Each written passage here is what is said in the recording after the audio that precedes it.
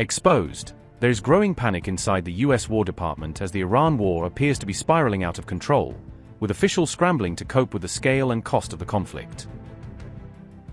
Have Hegseth's purges left the US Pentagon looking like an empty shell, after the Defense Secretary removed or sidelined dozens of senior military leaders and hollowed out the top ranks of command?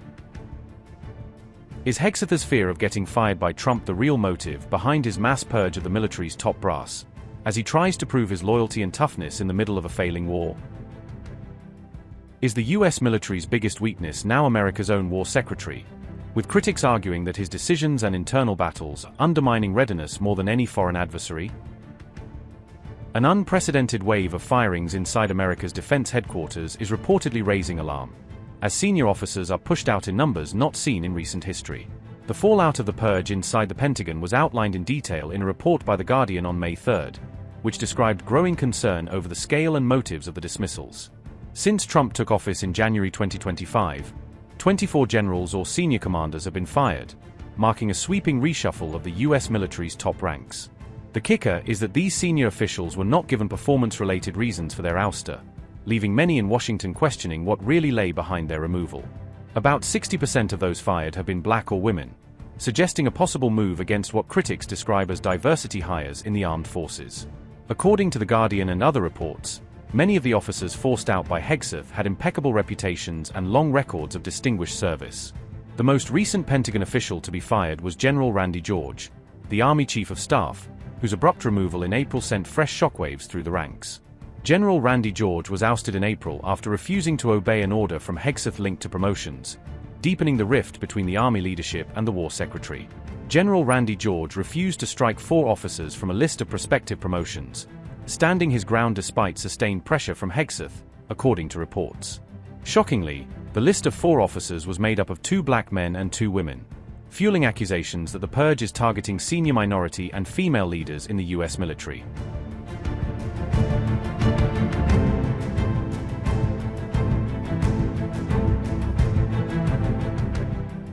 US Secretary of War Pete Hegseth was unapologetic during a tense hearing of the Senate Armed Services Committee, forcefully defending his decisions and dismissing criticism from lawmakers over his conduct and the Iran war. Jack Reed, a Democrat and the committee's chair, pointedly asked whether Trump had instructed Hegseth to single out black and women officers for removal or blocked promotions, pressing him on whether politics and bias were driving personnel decisions at the Pentagon.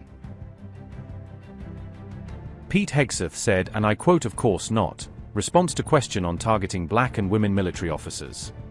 Members on this committee and the previous leadership of this department were focused on height, social engineering, race, and gender in ways that we think were unhealthy, unquote. Insiders have portrayed Hegseth as increasingly isolated within the Pentagon bureaucracy, relying on only a small inner circle as his relationship with the wider defense establishment deteriorates, according to reports.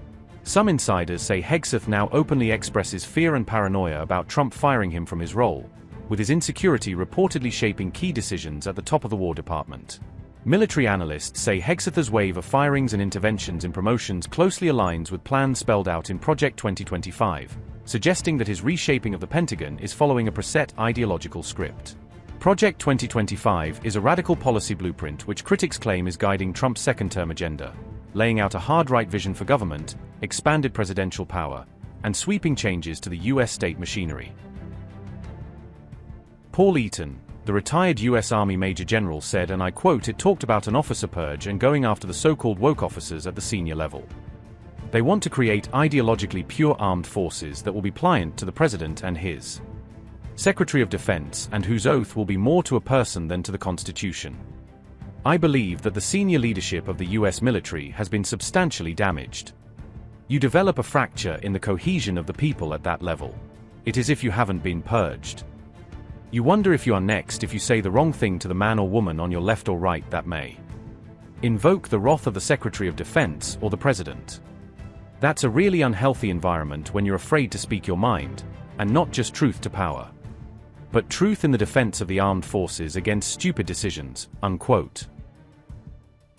Meanwhile, veterans are growing increasingly worried about the impact on rank-and-file troops of public threats to carry out so-called war crimes, fearing it will erode discipline, morale, and respect for the laws of war across the US military. Kevin Carroll, former Army colonel, said, and I quote, "All the retired officers I know are seriously concerned of the long-term effect on the force of senior leaders." Saying things like "no quarter, no mercy," comments that have been made by Hegseth, or that "we're going to eliminate a civilization" without any remonstration from the senior military officials. I think it poses a real long-term risk threat to the ethics and ethos of the force. He has an extremely unusual resume.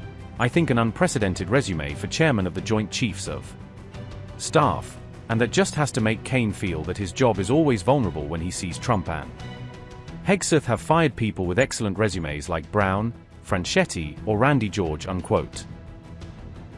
Amid the ongoing Iran war and its mounting pressures, the Trump administration's top civilian official in the U.S. Navy has suddenly announced his immediate exit from the position. The Pentagon, on April 22, officially announced that Navy Secretary John Phelan has left his high-profile position within the Department of Defense. A Pentagon spokesman confirmed that Phelan departed from his critical role as Navy Secretary with immediate effect, effective right away. Hung Cao, who previously served as the Navy Undersecretary in a key supporting role, will now step up to become the acting Navy Secretary. This sudden departure came just one day after Phelan had addressed the Navy's annual conference in Washington, D.C., catching many by surprise. Notably, Phelan hadn't served in the military himself or held any prior civilian leadership role in defense before taking this top Navy job. Phelan's unexpected departure came right after the ouster of several senior generals amid the U.S. military's ongoing struggles in the Iran war. War Secretary Pete Hegseth fired the Army's top officer, General Randy George, from his command position on April 1. Two other top generals in the Army were also removed from their important positions as part of the recent shakeup. John Phelan, who served as the Secretary of the Navy in a top civilian leadership role, has now departed from his position amid recent turmoil. General Randy George, the U.S. Army Chief of Staff responsible for overall Army operations, was fired from his high-ranking command position. Major General William Green Jr., the Army's Chief of Chaplains overseeing spiritual and morale support, has been removed from his key leadership role. General David Hodden, Commanding General of the Army Transformation and Training Command focused on modernizing forces, was also ousted from his position. Phelan was a major donor to Trump's campaign and also held an advisory position in a non-profit organization. The non-profit, Spirit of America, supported the defense of Ukraine as well as the defense of Taiwan. The U.S. Navy Secretary's departure came amid the U.S. military's failing blockade in the Strait of Hormuz.